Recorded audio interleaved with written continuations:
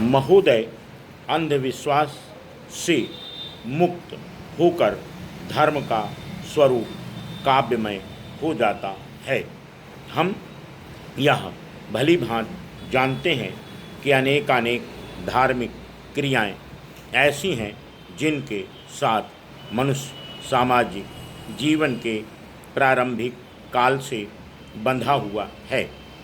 यह मानना पड़ेगा कि धर्म में अवश्य कुछ ऐसी बात है कि हजारों वर्षों से मनुष्य उसके प्रभाव में रहता चला आया है।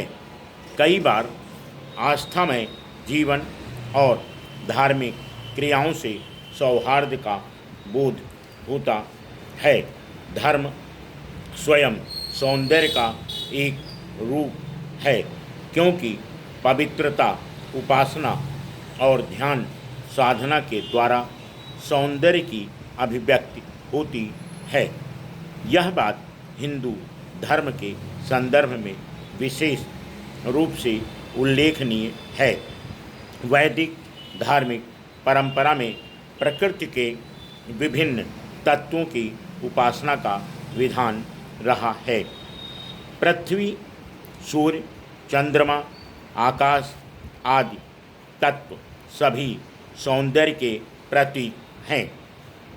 असंख्य देवी देवताओं की कल्पना में भी विचित्र प्रकार का सौंदर्य बोध होता है। धार्मिक रीत रिवाज, उत्सव व त्यौहार हिंदुओं की धार्मिक चेतना के साथ उनके सौंदर्य प्रेम के परिचायक हैं। यह तर्क से अधिक अनुभव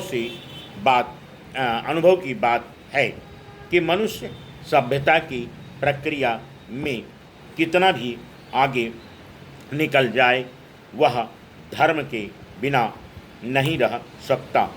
इसका कारण यह है कि मनुष्य के धार्मिक विश्वास के पीछे एक सत्य है, जिसे प्राप्त करने के लिए वह प्रयत्नशील रहा है।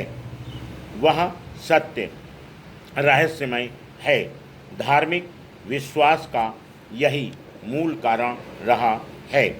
सत्य को न प्राप्त करके भी मनुष्य यह अनुभव करता है कि जो उसे धर्म ने दिया है वह अन्य किसी प्रकार संभव नहीं है।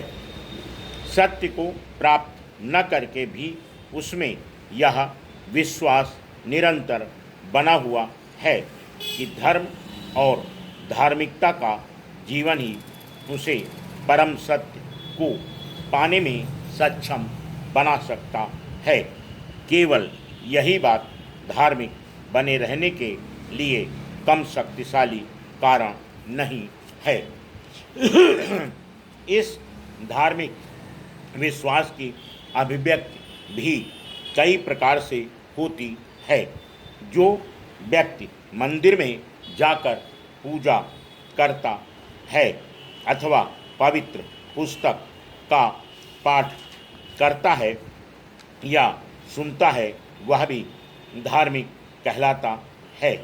तथा वह व्यक्ति जो प्रकृति को ईश्वर का पर्याय मानकर उसकी सौंदर्य की उपासना करता है, वह भी अपने को धार्मिक कह सकता है। प्राकृतिक सौंदर्य में सत्य को प्राप्त करने वाला मनुष्य अप्राकृतिक शक्ति में विश्वास ही नहीं करता।